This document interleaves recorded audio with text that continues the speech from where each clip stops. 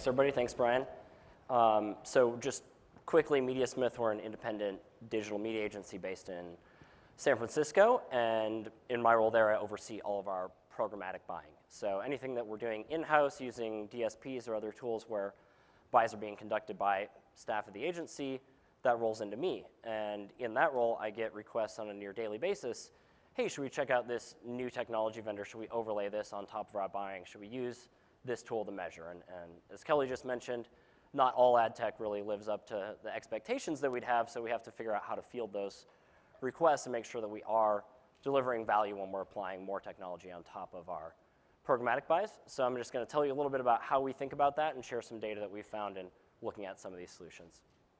So the first thing that I look at is make sure that we're aligning technology to our objectives. So people will come to us and say, hey, I've got this really cool technology product that does X, Y, and Z. Okay, great. Does that matter for what we're talking about? So you can have a lot of different objectives with a campaign, but we often say we want to reach the right audience. So some tools you might apply are your third-party data vendors, folks like Grapeshot, who we heard from earlier, that help you reach somebody based on what they're doing or what they have done in the past. So that can be very helpful in improving your audience efficiency. You might also say, hey, we want to buy better inventory. Quality is a big deal right now. That's something that we're getting a lot of requests around, is how can we ensure that our ads are viewable? How can we ensure that we're not buying fraud? Get onto the right places. So we've got tools that we'll apply to avoid fraud or measure it and improve our viewability scores. Then lastly, we've got tools to report and optimize. So we're using our third-party ad server. I've always loved DoubleClick for a long time, but we only get so much data out of them. So increasingly, we're adding on and saying, can we get additional audience delivery data from somebody like a Nielsen or Comscore, or get better attribution reporting than we might get out of a standard pixel fire from Convertro or their competitive suite. So I'm just going to take you through a couple of ways that we look at determining that value, and we say, well, how much does this technology cost? Because everything comes with a price. Even free trials, we still have to pay in terms of the time it takes to evaluate these tools, set them up, implement them, and read the results.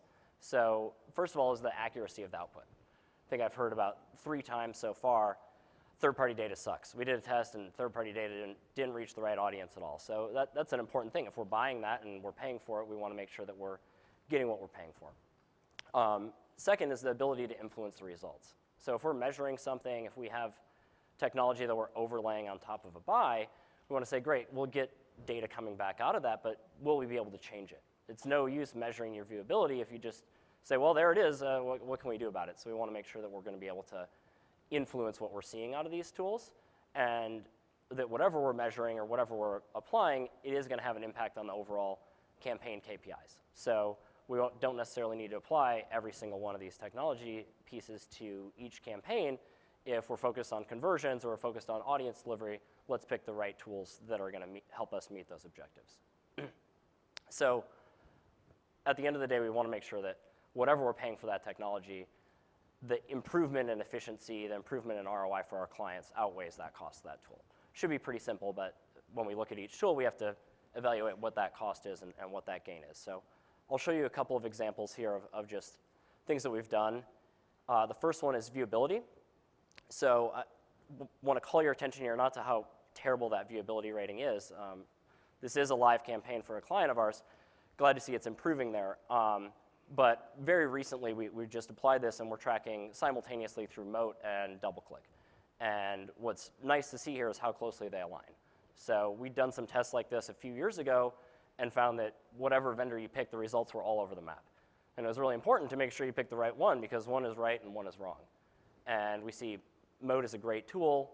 A lot of publishers use them. We can leverage them for if we're buying on a viewable CPM basis.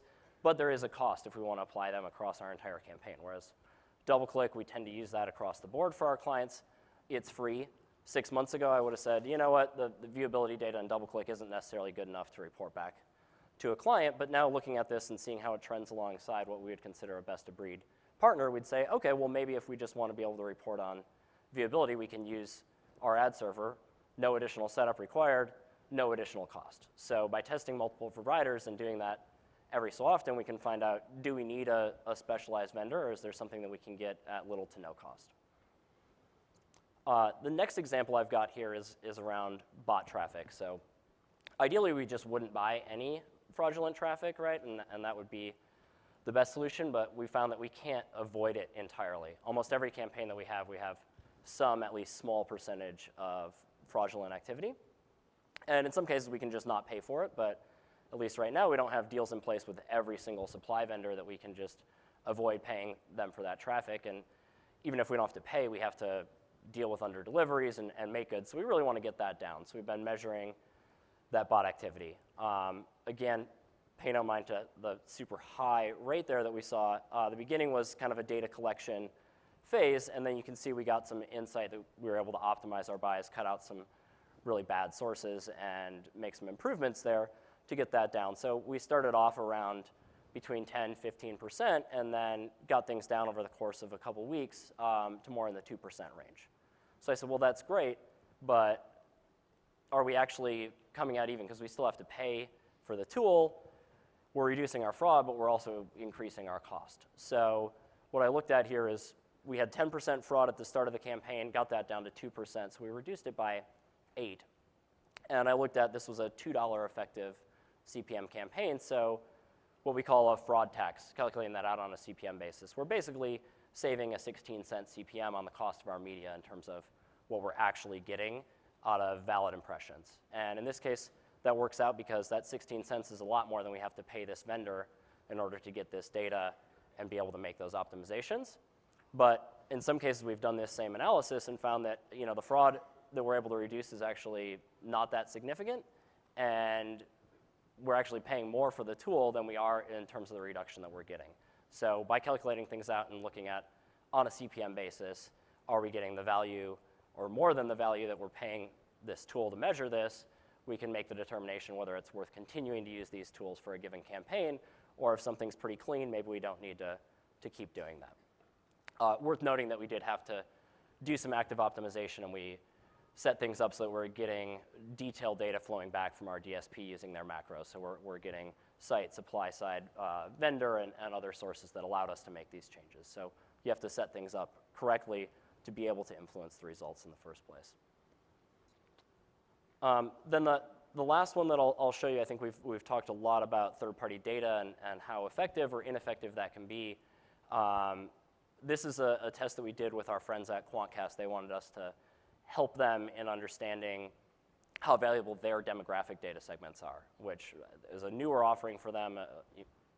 Not everybody's even buying them. They're not necessarily in all the major DSPs, but they do allow you to target men 35 to 54.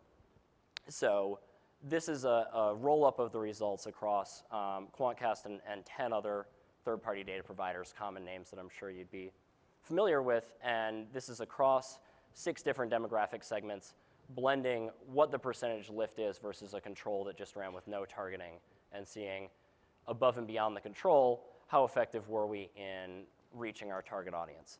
So what's interesting to look at here is, again, this campaign was around a $2 CPM.